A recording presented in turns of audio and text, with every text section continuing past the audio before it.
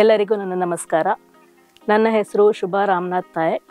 ನಾನು Manipal academy of higher education, Manipal college of health ಪ್ರೊಫೆಷನ್ನ physiotherapy ವಿಭಾಗದಲ್ಲಿ ಸಹಾಯಕ ಅಧ್ಯಾಪಕಿಯಾಗಿ ಮತ್ತು ಕಸ್ತೂರ್ಬಾ ಆಸ್ಪತ್ರೆಯ ಫಿಸಿಯೋಥೆರಪಿ ವಿಭಾಗದಲ್ಲಿ ಮಕ್ಕಳ ಫಿಸಿಯೋಥೆರಪಿಸ್ಟ್ ಆಗಿ ಸುಮಾರು 25 ವರ್ಷಗಳಿಂದ ಸೇವೆ ಸಲ್ಲಿಸುತ್ತಾ ಇದ್ದೇನೆ. ಇಂದು ನಾನು ನಿಮ್ಮೊಂದಿಗೆ ವಿಳಂಬ ಬೆಳವಣಿಗೆಯ ಮಕ್ಕಳಲ್ಲಿ ಮತ್ತು ವಿಳಂಬ ಬೆಳವಣಿಗೆಯ ಅಪಾಯವಿರುವ ಮಕ್ಕಳಲ್ಲಿ ಫಿಸಿಯೋಥೆರಪಿಯ ಪಾತ್ರದ ಕುರಿತಾಗಿ ಕೆಲವು ಮಾಹಿತಿಗಳನ್ನು ಕೊಡಲಿದ್ದೇನೆ. ಮೊದಲನೆಯದಾಗಿ ನಾವು ವಿಳಂಬ ಬೆಳವಣಿಗೆ ಎಂದರೆ ಏನು ಎಂದು ತಿಳಿಯೋಣ. ವಯಸ್ಸಿಗೆ ಸಹಜವಾದ ಬೆಳವಣಿಗೆಯ ಮೈಲುಗಲ್ಲುಗಳನ್ನು ಒಂದು ಮಗು ತಲುಪಲು ತಡವಾದಾಗ ಅದನ್ನು ನಾವು ವಿಳಂಬ ಬೆಳವಣಿಗೆ ಅಂತ ಹೇಳ್ತೇವೆ. ಮಗುವಿನ ಬೆಳವಣಿಗೆಯನ್ನು ನಾವು ಸಾಮಾನ್ಯವಾಗಿ gross motor development, fine motor development, personal and social development, speech and language development ಮತ್ತು ಕಾಗ್ನಿಟಿವ್ ಡೆವಲಪ್ಮೆಂಟ್ ಅಂತ ವಿಂಗಡಿಸ್ತೇವೆ. ನಮ್ಮ ಫಿಸಿಯೋಥೆರಪಿಯಲ್ಲಿ ಮುಖ್ಯವಾಗಿ ನಾವು ಮಕ್ಕಳ ಗ್ರಾಸ್ ಮೋಟಾರ್ ಮೈಲ್ಸ್ಟೋನ್ಸ್ ಮತ್ತು ಫೈನ್ ಮೋಟಾರ್ ಮೈಲ್ಸ್ಟೋನ್ಸ್ಗಳನ್ನ ಬೆಳವಣಿಗೆಯ ಮೇಲೆ ಜಾಸ್ತಿ ಇಂಪಾರ್ಟೆನ್ಸ್ ಕೊಡ್ತೇವೆ. ಫಿಸಿಯೋಥೆರಪಿ ವಿಭಾಗದಲ್ಲಿ ಮಕ್ಕಳ ನರವ್ಯೂಹದ ಮತ್ತು ಮೂಳೆ ಮಾಂಸಖಂಡಗಳ ತೊಂದರೆಗಳಿಗೆ, ಅಸ್ವಸ್ಥತೆಗಳಿಗೆ ಚಿಕಿತ್ಸೆಯನ್ನು ನೀಡಲಾಗುತ್ತದೆ. ಇತ್ತೀಚಿನ ವರ್ಷಗಳಲ್ಲಿ ನವಜಾತ ಶಿಶುಗಳ ಮರಣದ ಪ್ರಮಾಣ ಕಡಿಮೆಯಾಗಿದೆ. ಆದರೆ ಬೆಳವಣಿಗೆಯ ಮೊದಲ 5 ವರ್ಷಗಳಲ್ಲಿ ಕಂಡುಬರುವ ಬೆಳವಣಿಗೆಯ ವೈಪರೀತ್ಯಗಳು ಅಥವಾ ಅಸ್ವಸ್ಥತೆಗಳ ಸಂಖ್ಯೆ ಬದಲಾಗದೆ ಉಳಿದಿದೆ. ಮಗುವಿನ ಜೀವನದ ಮೊದಲ 36 ತಿಂಗಳುಗಳು ಮೆದುಳಿನ ಬೆಳವಣಿಗೆಗೆ ತುಂಬಾ ಪ್ರಶಸ್ತವಾಗಿದೆ. ಈ ಸಮಯದಲ್ಲಿ ಮಕ್ಕಳಿಗೆ ಸಿಗುವಂತಹ ಮಲ್ಟಿಡಿಸಿಪ್ಲಿನರಿ ಚಿಕಿತ್ಸೆಗಳು ಒಂದು ಮಗುವಿಗೆ ಅಲ್ಪಾವಧಿಯಲ್ಲಿ ಮತ್ತು ದೀರ್ಘಾವಧಿಯಲ್ಲಿ ತುಂಬಾ ಸಹಾಯವನ್ನು ಕೊಡುತ್ತದೆ. ಈ ನಿಟ್ಟಿನಲ್ಲಿ ಮಕ್ಕಳ ಫಿಸಿಯೋಥೆರಪಿ ಚಿಕಿತ್ಸೆಯು ಒಂದು ಮಗುವಿನ ಚಲನಾ ಪರಿಮಿತಿ, ಮಗುವಿನ ಮಾಂಸಖಂಡಗಳ ಸಾಮರ್ಥ್ಯವನ್ನು ಜಾಸ್ತಿ ಮಾಡುವಂಥದ್ದು, ಮಗುವಿನ ಸಮತೋಲನ ಅಥವಾ ಬ್ಯಾಲೆನ್ಸ್ ಅನ್ನು ಇಂಪ್ರೂವ್ ಮಾಡುವಂಥದ್ದು, ಅದರೊಂದಿಗೆ ಭವಿಷ್ಯದಲ್ಲಿ ಈ ಮಕ್ಕಳಲ್ಲಿ ಕಂಡುಬರಬಹುದಾದ ವಿಕಲಾಂಗತೆಗಳನ್ನು ಕಡಿಮೆ ಮಾಡಲು ಅಥವಾ ತಡೆಯಲು ಸಹಾಯ ಮಾಡುತ್ತದೆ. ಈಗ ನಾವು ಯಾವ ಮಕ್ಕಳಿಗೆ ಫಿಸಿಯೋಥೆರಪಿ ಅಗತ್ಯ ಬೀಳಬಹುದು ಎಂದು ತಿಳಿಯೋಣ. ಸಾಧಾರಣವಾಗಿ ಅವಧಿ ಪೂರ್ವ ಜನಿಸಿದ ಮಕ್ಕಳು, ಜನನ ತೂಕ ಸಾಮಾನ್ಯ ಜನನ ತೂಕಕ್ಕಿಂತ ಕಡಿಮೆ ಇರುವುದು ಮತ್ತು ನವಜಾತ ಶಿಶುಗಳ ತೀವ್ರ ನಿಗಾ ವಿಭಾಗದಲ್ಲಿ ಒಂದು 15 ದಿವಸಕ್ಕಿಂತ ಜಾಸ್ತಿ ಇರುವ ಮಕ್ಕಳಲ್ಲಿ ಸಂಶೋಧನೆಯ ಪ್ರಕಾರ ಮೆದುಳಿನ ತೊಂದರೆಗಳು ಬರುವ ಸಾಧ್ಯತೆಗಳು ಜಾಸ್ತಿ ಎಂದು ಕಂಡುಹಿಡಿಯಲಾಗಿದೆ. ಅದರಿಂದಾಗಿ ಇಂತಹ ಮಕ್ಕಳಲ್ಲಿ ಫಿಸಿಯೋಥೆರಪಿ ಅಗತ್ಯ ಬೀಳಬಹುದು. ಮುಂದೆ ಒಂದು ಮಗು ಬೆಳೆಯುತ್ತಾ ಹೋದಂತೆ ಪುನಃ ಬೆಳವಣಿಗೆಯ ಮೈಲುಗಲ್ಲುಗಳನ್ನು ತಲುಪಲು ತಡವಾದಾಗ ಒಂದು ಮಗು ಸಾಧಾರಣಕ್ಕಿಂತ ಜಾಸ್ತಿ ಸ್ಟಿಫ್ನೆಸ್ ಅಥವಾ ನಾವು ಸ್ಪ್ಯಾಸಿಸಿಟಿ ಅಂತ ಏನು ಕರಿತೇವೆ ಆ ರೀತಿಯ ಸ್ಥಿತಿ ಇರುವಾಗ, ಸಾಧಾರಣಕ್ಕಿಂತ ಜಾಸ್ತಿ ಸಡಿಲತೆ ಅದನ್ನು ನಾವು ಹೈಪೋಟೋನಿಸಿಟಿ ಅಂತ ಕರಿತೇವೆ, ಅಂತಹ ಮಕ್ಕಳಲ್ಲಿ ಕೂಡ ಫಿಸಿಯೋಥೆರಪಿ ಅಗತ್ಯ ಬೀಳ್ತದೆ. ಈಗ ನಾವು ಈ ಫಿಸಿಯೋಥೆರಪಿ ಅಗತ್ಯವನ್ನು ಮಕ್ಕಳಲ್ಲಿ ಹೇಗೆ ಗುರುತಿಸಬಹುದು ಎಂದು ತಿಳಿಯೋಣ. ಮೊದಲನೇದಾಗಿ ನಾನು ಕೆಳಗೆ ತಿಳಿಸುವ ಅಂಶಗಳು ತಮ್ಮ ಮಕ್ಕಳಲ್ಲಿ ಕಂಡು ಬಂದರೆ ಪೋಷಕರು ಆದಷ್ಟು ಬೇಗನೆ ಶಿಶು ತಜ್ಞರು ಅಥವಾ ಮಕ್ಕಳ ಭೌತ ಚಿಕಿತ್ಸಕರು ಅಥವಾ ಮಕ್ಕಳ ಫಿಸಿಯೋಥೆರಪಿಸ್ಟ್ ಅನ್ನು ಭೇಟಿಯಾಗುವಂಥದ್ದು ತುಂಬಾ ಅಗತ್ಯವಾಗಿದೆ. ಸಾಧಾರಣವಾಗಿ 1 ರಿಂದ 3 ತಿಂಗಳೊಳಗೆ ಒಂದು ಮಗು ಅಮ್ಮನ ಮುಖ ನೋಡಿ ನಗದೇ ಇರುವಂಥದ್ದು, 4 ರಿಂದ 5 ತಿಂಗಳೊಳಗೆ ಮಗು ಕುತ್ತಿಗೆ ಗಟ್ಟಿ ಮಾಡಿಕೊಳ್ಳದೇ ಇರುವಂಥದ್ದು, 8 ರಿಂದ 10 ತಿಂಗಳೊಳಗೆ ಮಗು ಕುಳಿತುಕೊಳ್ಳಲು ಪ್ರಯತ್ನ ಮಾಡದೇ ಇರುವಂಥದ್ದು, 1 ವರ್ಷದೊಳಗೆ ಮಗು ನಿಲ್ಲದೇ ಇರುವಂಥದ್ದು, ಅದೇ ರೀತಿ ಮಗು ಸಾಮಾನ್ಯ ಚಲನೆಗಳನ್ನು ತೋರಿಸದೇ ಇರುವಂಥದ್ದು. ಅಂದ್ರೆ ಒಂದು ಸಣ್ಣ ಮಗುವನ್ನು ನಾವು ಮಲಗಿಸಿದಾಗ ಅದು ಕೈಕಾಲುಗಳನ್ನು ಸರಿಯಾಗಿ ಅಲ್ಲಾಡಿಸ್ತಾ ಇರ್ತದೆ, ಅಂತಹ ಚಲನೆಗಳು ನಮಗೆ ಮಕ್ಕಳಲ್ಲಿ ಕಂಡು ಬರದೇ ಇರುವಂಥದ್ದು, ದೇಹದ ಒಂದು ಭಾಗದಲ್ಲಿ ಮಾತ್ರ ಪ್ರತಿಕ್ರಿಯೆ ತೋರಿಸ್ತಾ ಇರುವಂಥದ್ದು. ಒಂದು ಮಗುವಿಗೆ ಒಂದು ಆಟ ಸಾಮಾನು ಕೊಟ್ಟಾಗ 5-6 ತಿಂಗಳಿಗೆ ಅದು 2 ಕೈಯನ್ನು ಚಾಚಿ ಆಟ ಸಾಮಾನನ್ನು ತಗೊಳ್ಳಿಕ್ಕೆ ಹೋಗ್ತದೆ.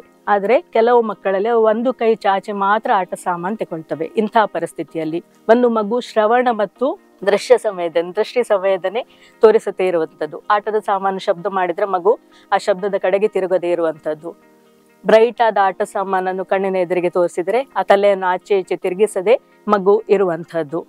ಅದೇ ರೀತಿ ಸಾಧಾರಣಕ್ಕಿಂತ ಜಾಸ್ತಿ ಸ್ಟಿಫ್ನೆಸ್ ಅಥವಾ ಸಾಧಾರಣಕ್ಕಿಂತ ಸಡಿಲತೆಯು ಮಗುವಿನಲ್ಲಿ ಕಂಡು ಬಂದರೆ, ಹಾಗೆ ದೃಷ್ಟಿ ಮತ್ತು ಶ್ರವಣ ಸಂವೇದನೆ ತೋರದೇ ಇರುವಂಥದ್ದು, ಮಗು ತನ್ನದೇ ಲೋಕದಲ್ಲಿ ಇದ್ದು ಬಾಹ್ಯ ಪ್ರಪಂಚಕ್ಕೆ ಸ್ಪಂದಿಸದೇ ಇರುವಂಥದ್ದು, ಸಾಮಾನ್ಯ ರೀತಿಯಲ್ಲಿ ಪ್ರತಿಕ್ರಿಯೆ ನೀಡಬಹುದಾದ ಸನ್ನಿವೇಶಗಳಲ್ಲಿ ಮಗು ಅತಿರೇಕವಾಗಿ ಅಥವಾ ಅಸಹಜವಾಗಿ ವರ್ತಿಸುವಂಥದ್ದು. ಇಂತಹ ನಡವಳಿಕೆಗಳು ಕಂಡು ಬಂದರೆ ನಾನು ಮೊದಲೇ ತಿಳಿಸಿದಾಗೆ ಪೋಷಕರು ಮಕ್ಕಳ ತಜ್ಞರನ್ನು ಅಥವಾ ಫಿಸಿಯೋಥೆರಪಿಸ್ಟ್ ಅನ್ನು ಭೇಟಿಯಾಗುವುದು ತುಂಬಾ ಅಗತ್ಯ. ಮುಂದೆ ಒಂದು ಮಗು ಶಾಲೆಗೆ ಹೋಗಲು ಸ್ಟಾರ್ಟ್ ಮಾಡಿದಾಗ ಶಿಕ್ಷಕರು ಕೂಡ ಈ ಕೆಳಗಿನ ಅಂಶಗಳನ್ನು ಆ ಮಕ್ಕಳಲ್ಲಿ ಗುರುತಿಸಬಹುದು. ಒಂದು ಮಗು ಸಾಮಾನ್ಯವಾಗಿ ಆಟೋಟದಲ್ಲಿ ಆಸಕ್ತಿ ತೋರಿಸ್ತದೆ. ಕೆಲವು ಮಕ್ಕಳು ಆಟೋಟಗಳಲ್ಲಿ ಭಾಗವಹಿಸದೆ ದೂರ ಉಳಿಯುವಂಥದ್ದು, ಮುಖ್ಯವಾಗಿ ಒಂದು ಕಾಲಲ್ಲಿ ನಿಲ್ಲಬೇಕಾದ ಅಂದ್ರೆ ಟೊಂಕ ಅಂಥ ಆಟಗಳನ್ನು ಆಡಲು ಹಿಂದೆ ಬೀಳುವುದು, ಅಥವಾ ಎತ್ತರದಿಂದ ಜಿಗಿಯುವ ಚಟುವಟಿಕೆಗಳಿಂದ ಹಿಂದೆ ಬೀಳುವಂಥದ್ದು, ಮತ್ತು ತರಗತಿಯಲ್ಲಿ ಸಹಪಾಠಿಗಳೊಂದಿಗೆ ಬೆರೆಯದೆ ತನ್ನಷ್ಟಕ್ಕೆ ತಾನು ಇರುವಂಥದ್ದು. ಸೋಷಿಯಲ್ ಗ್ಯಾದರಿಂಗ್ಸ್ ಅಥವಾ ಸಾಮಾಜಿಕ ಅಥವಾ ಮದುವೆ ಸಮಾರಂಭಗಳಲ್ಲಿ ಎಲ್ಲಿಯಾದರೂ ಮಕ್ಕಳನ್ನು ಕರ್ಕೊಂಡು ಹೋದಾಗ ಆ ಮಕ್ಕಳು ತಮ್ಮ ವಯಸ್ಸಿನ ಬೇರೆ ಮಕ್ಕಳೊಟ್ಟಿಗೆ ಬೆರೆಯದೆ ಒಂಟಿಯಾಗಿರಲು ಪ್ರಯತ್ನಿಸುವುದನ್ನು, ಇಂತಹ ಸಂದರ್ಭದಲ್ಲಿ ಶಿಕ್ಷಕರು ಕೂಡ ಈ ಮಾಹಿತಿಯನ್ನು ತಮ್ಮ ಪೋಷಕರಿಗೆ, ಆ ಮಕ್ಕಳ ಪೋಷಕರಿಗೆ ತಿಳಿಸಿ ಅದನಂತರ ಪೋಷಕರು ಮಕ್ಕಳ ತಜ್ಞರ ಸಲಹೆಯನ್ನು ಪಡೆಯುವಂಥದ್ದು ತುಂಬಾ ಮುಖ್ಯವಾಗಿರುತ್ತದೆ. ಇಂತಹ ಮಕ್ಕಳಲ್ಲಿ ಫಿಸಿಯೋಥೆರಪಿಯ ನಿರ್ವಹಣೆ ಹೇಗೆ ನಡೆಯುತ್ತದೆ ಎಂದು ನಾವೀಗ ತಿಳಿಯೋಣ. ನಾನು ಮೊದಲೇ ತಿಳಿಸಿದ ಹಾಗೆ ನವಜಾತ ಶಿಶುಗಳ ತೀವ್ರ ನಿಗಾ ವಿಭಾಗದಲ್ಲಿ ದಾಖಲಾದ ಮಕ್ಕಳಲ್ಲಿ ಫಿಸಿಯೋಥೆರಪಿ ಅಗತ್ಯ ಇರುತ್ತದೆ ಅಂತ. ಬಟ್ ಎಲ್ಲಾ ಮಕ್ಕಳಿಗೂ ಈ ರೀತಿಯ ಅಗತ್ಯ ಇರುತ್ತದೆ ಎಂದು ಕರಾರುವಾಕ್ಕಾಗಿ ಹೇಳಲು ಸಾಧ್ಯವಿಲ್ಲ. ಮಕ್ಕಳ ಸಮಸ್ಯೆಗೆ ಮತ್ತು ತೊಂದರೆಗಳಿಗೆ ಅನುಗುಣವಾಗಿ ನವಜಾತ ಶಿಶುಗಳ ತಜ್ಞರೊಂದಿಗೆ ಸಮಾಲೋಚನೆ ನಡೆಸಿ ಅವಶ್ಯಕತೆ ಇರುವ ಮಕ್ಕಳಿಗೆ ಚಲನಾ ಪರಿಮಿತಿಯ ವ್ಯಾಯಾಮಗಳು, ಸ್ಟ್ರೆಚಿಂಗ್ ವ್ಯಾಯಾಮಗಳನ್ನು ಕೊಡಲಾಗುತ್ತದೆ. ಅತಿಯಾದ ಸಡಿಲತೆ ಅಥವಾ ಅತಿಯಾದ ಬಿಗಿತ ತೋರುವ ಮಕ್ಕಳನ್ನು ವಿವಿಧ ಭಂಗಿಗಳಲ್ಲಿ ಮಲಗಿಸಿ ಆ ಬಿಗಿತ ಮತ್ತು ಸಡಿಲತೆಯನ್ನು ನಿರ್ವಹಿಸುವ ಕಾರ್ಯವನ್ನು ಮಾಡಲಾಗುತ್ತದೆ. ಇಂತಹ ಶಿಶುಗಳು ನವಜಾತ ಶಿಶುಗಳ ತೀವ್ರ ನಿಗಾ ವಿಭಾಗದಿಂದ ಹೊರಗೆ ಬಂದಾಗ ಪೋಷಕರಿಗೆ ಕೂಡ ಈ ವ್ಯಾಯಾಮಗಳನ್ನು ಮಾಡುವ ರೀತಿಯನ್ನು ಹೇಳಲಾಗುತ್ತದೆ. ಇದರೊಂದಿಗೆ ಮಗುವನ್ನು ಮಲಗಿಸುವ ರೀತಿ, ಎತ್ತಿಕೊಳ್ಳುವ ರೀತಿ ಮತ್ತು ದಿನದ ಸಮಯದಲ್ಲಿ ಮಗುವನ್ನೊಂದಿಗೆ ವ್ಯವಹರಿಸುವ ರೀತಿಯನ್ನು ಕೂಡ ಮನದಟ್ಟು ಮಾಡಿಕೊಳ್ಳಲಾಗುತ್ತದೆ. ಸಾಮಾನ್ಯವಾಗಿ ನವಜಾತ ಶಿಶುಗಳ ತೀವ್ರ ನಿಗಾ ವಿಭಾಗದಿಂದ ಹೊರಗಡೆ ಬಂದು ಡಿಸ್ಚಾರ್ಜ್ ಆದ ಮಕ್ಕಳನ್ನು ನಿಗದಿತ ಸಮಯದಲ್ಲಿ ಕೂಲಂಕುಷವಾಗಿ ಪರಿಶೀಲನೆ ಮಾಡಲು ಪುನಃ ಕರೆಯಲಾಗುತ್ತದೆ. ಇಂತಹ ಸಂದರ್ಭಗಳಲ್ಲಿ ಆ ಮಕ್ಕಳ ಮರುಪರಿಶೀಲನೆ ಮಾಡಿ ಚಲನಾ ಮೈಲುಗಲ್ಲುಗಳನ್ನು ಗಮನದಲ್ಲಿಟ್ಟುಕೊಂಡು ಮಗುವಿನ ತೊಂದರೆಗಳಿಗೆ, ಸಮಸ್ಯೆಗಳಿಗೆ ಅನುಗುಣವಾಗಿ ಚಟುವಟಿಕೆಗಳನ್ನು ನೀಡಲಾಗುತ್ತದೆ. ಮುಂದೆ ಮಗು ಬೆಳೆಯುತ್ತಾ ಹೋದಂತೆ ಮಗುವಿನ ಫಿಸಿಯೋಥೆರಪಿಯ ನಿರ್ವಹಣೆಯ ಅಗತ್ಯಗಳು ಬದಲಾಗುತ್ತಾ ಹೋಗುತ್ತವೆ. ಈ ಸಮಯದಲ್ಲಿ ಪೋಷಕರ ಮತ್ತು ಕುಟುಂಬ ಸದಸ್ಯರ ನಿರೀಕ್ಷೆಗಳಿಗೆ ಅನುಗುಣವಾಗಿ ಚಲನಾ ಬೆಳವಣಿಗೆಯನ್ನು ಉತ್ತೇಜಿಸುವ ವ್ಯಾಯಾಮಗಳನ್ನು ನೀಡಲಾಗುತ್ತದೆ.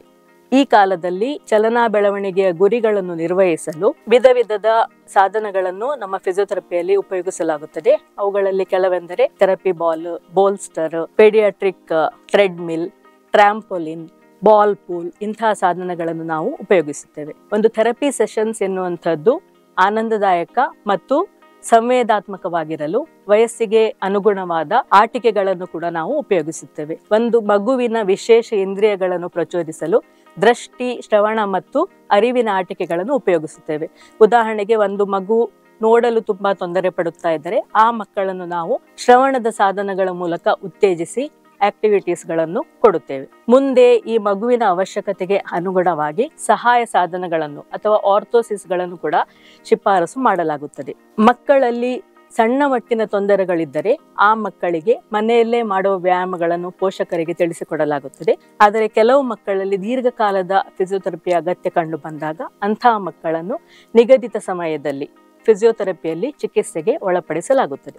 ಇನ್ನು ಮುಂದಿನ ಹಂತದಲ್ಲಿ ಮಗು ಶಾಲೆಗೆ ಹೋಗಲು ಶುರು ಮಾಡಿದಾಗ ಒಂದು ಮಗುವಿನ ದೈನಂದಿನ ಚಟುವಟಿಕೆ ಮತ್ತು ಶೈಕ್ಷಣಿಕ ಮತ್ತು ಸಾಮಾಜಿಕ ಚಟುವಟಿಕೆಗಳಲ್ಲಿ ಆದಷ್ಟು ಸ್ವಾತಂತ್ರ್ಯವನ್ನು ಸಾಧಿಸುವ ನಿಟ್ಟಿನಲ್ಲಿ ಮಗುವಿನ ಟ್ರೀಟ್ಮೆಂಟ್ಗೆ ಮಾರ್ಪಾಡು ಮಾಡಲು ಅಥವಾ ಕೆಲವು ಎಕ್ಸ್ಟ್ರಾ ಸಲಹೆಗಳನ್ನು ನೀಡಲು ಸಮುದಾಯಕ್ಕೆ ಅಥವಾ ಮಕ್ಕಳ ಸ್ಕೂಲಿಗೆ ಕೂಡ ಫಿಸಿಯೋಥೆರಪಿಸ್ಟ್ನವರು ಭೇಟಿ ಮಾಡಲು ಸಾಧ್ಯವಿದೆ. ಈ ಎಲ್ಲಾ ಹಂತದ ಫಿಸಿಯೋಥೆರಪಿ ಆರೈಕೆಯ ಸಮಯದಲ್ಲಿ ಫಿಸಿಯೋಥೆರಪಿಸ್ಟ್ಗಳು, ಮಕ್ಕಳ ತಜ್ಞರು, optometrist, occupational therapist, speech therapist ಮತ್ತು ಸ್ಪೆಷಲ್ ಎಜುಕೇಟರ್ಸ್ ಇವರೊಂದಿಗೆ ಕೂಲಂಕುಷವಾಗಿ ಸಮಾಲೋಚನೆ ನಡೆಸಿ ಮಗುವಿನ ಆರೈಕೆಯನ್ನು ಮಾಡಲಾಗುತ್ತದೆ.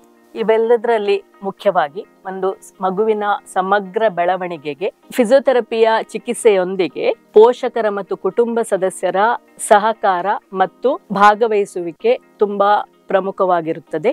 ಇತ್ತೀಚಿನ ದಿನಗಳಲ್ಲಿ ಒಂದು ಹೊಸ ಪರಿಕಲ್ಪನೆ ಎಂದರೆ ಫ್ಯಾಮಿಲಿ ಸೆಂಟರ್ಡ್ ಕೇರ್ ಅಥವಾ ಕುಟುಂಬ ಕೇಂದ್ರಿತ ಆರೈಕೆ ಎನ್ನುವುದು. ಫ್ಯಾಮಿಲಿ ಸೆಂಟರ್ಡ್ ಕೇರ್ ಅಥವಾ ಕುಟುಂಬ ಕೇಂದ್ರಿತ ಆರೈಕೆ ಎಂದರೆ ವೃತ್ತಿಪರರ ಮತ್ತು ಕುಟುಂಬ ಸದಸ್ಯರ ಗೌರವಾನ್ವಿತ ಪಾಲುದಾರಿಕೆಯಲ್ಲಿ ಮಗು ಮತ್ತು ಕುಟುಂಬಸ್ಥರ ಆರೋಗ್ಯ ಮತ್ತು ಯೋಗಕ್ಷೇಮಗಳನ್ನು ಖಾತ್ರಿಪಡಿಸುವ ಸೇವೆಗಳನ್ನು ಒದಗಿಸುವ ಒಂದು ವ್ಯವಸ್ಥೆಯಾಗಿದೆ.